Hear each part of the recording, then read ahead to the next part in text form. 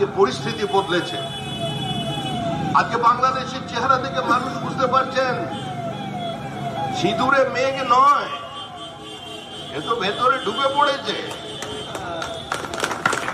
মুর্শিদাবাদে বইতে আগুন লাগছে, বাংলাদেশের শ্রীমতী গান্ধীর লাইব্রেরিতে 70,000 বইকে পুড়িয়ে দেওয়া হলো।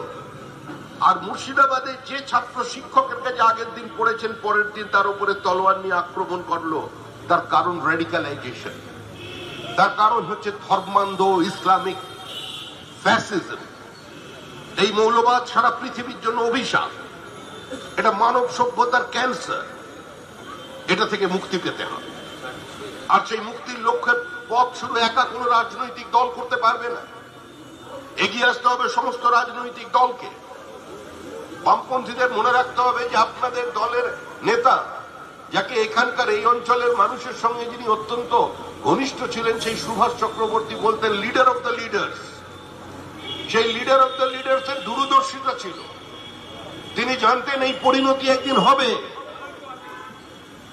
সেজন্য তিনি নিজের দলের অবস্থানে গিয়ে 20 জুন 47 সালে তিনি ভোট দিয়েছিলেন।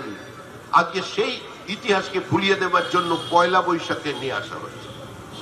বলছে বাংলার জন্মদিন পয়লা বৈশাখ, নতুন শব্দ শুরু হয়েছে, ওয়েস্ট বেঙ্গল শব্দ থাকবে না। কারণ কি? কারণ দেশের বিভিন্ন বৈঠকে যোগ দিতে গেলে ক্রোনোলজিক্যালি নাম ধরা হয়, সেখানে ডাব্লিউটা অনেক পিছন দিকে পড়ে, পশ্চিমবঙ্গ শেষে বলার সুযোগ পায়। আরে বড় নেতা তো শেষেই বলে, যারা বক্তৃতা করে তারা তো শেষেই বলতে চায়, পুরোটা শুনে তার জবাব দিতে চায়।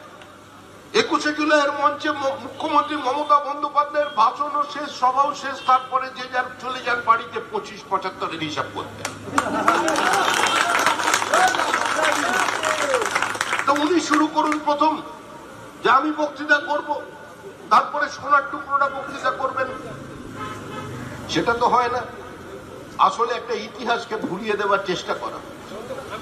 আপনারাও যারা এই কলোনির বাসিন্দা, আমরা যারা এখানকার উদ্বাস্তু পরিবারের মানুষজন আছি গোটা দমদমে, আমরা কেউ এখানকার ভূমিপুত্র নয়।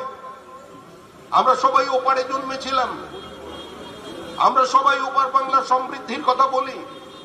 কিন্তু কেন আমরা এখানে চলে এসেছিলাম আমার পদবিটাকে বাঁচানোর জন্য, আমার বাবার নামটাকে ঠিক রাখবার জন্য। আর যারা মুসলমান ভাই বোন আছেন তাদেরও মনে রাখতে হবে যে আপনারা মধ্যযুগে আপনারা অনেক অত্যাচার, অনেক নিপীড়নের মধ্যে নিজের ধর্ম বদল করতে বাধ্য হয়েছিলেন।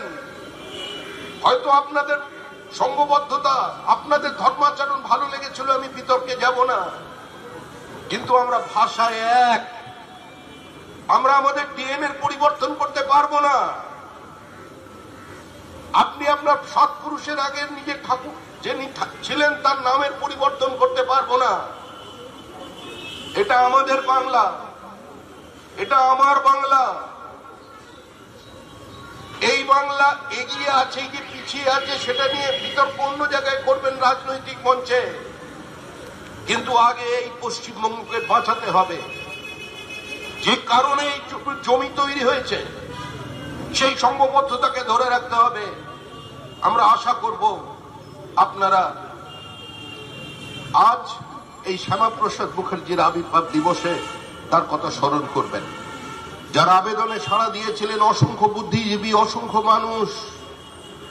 মানুষ নিজের দলীয় পতাকা দূরে সরিয়ে রেখেও নেমে পড়েছিলেন শ্যামাপ্রসাদ মুখার্জির ডাকে। আমি সেই বিধায়কদের প্রণাম জানাই যারা কংগ্রেসের হয়ে নির্বাচিত হয়েছিলেন কিন্তু শ্যামাপ্রসাদের প্রস্তাবে ভোট দিয়েছিলেন প্রত্যেক বিধায়ক।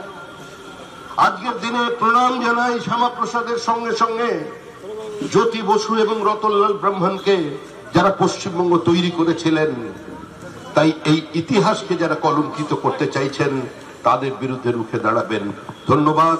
সবাই ভালো থাকবেন, আনন্দে থাকবেন, আর যেন কোনো কলোনিতে না উঠে যেতে হয় তার জন্য চেষ্টা করবেন। আর কোথাও জায়গা নেই, বিশ্বাস করুন। আজকে দণ্ডকারণ্যে নেই, মধ্যপ্রদেশের বেতুলে নেই, উত্তরপ্রদেশের পিলিভিটে নেই। এখানেই আমাদের বাঁচতে হবে, এক হয়ে বাঁচতে হবে। রেডিক্যালাইজেশন মৌলবাদকে ধ্বংস করে বাঁচতে হবে।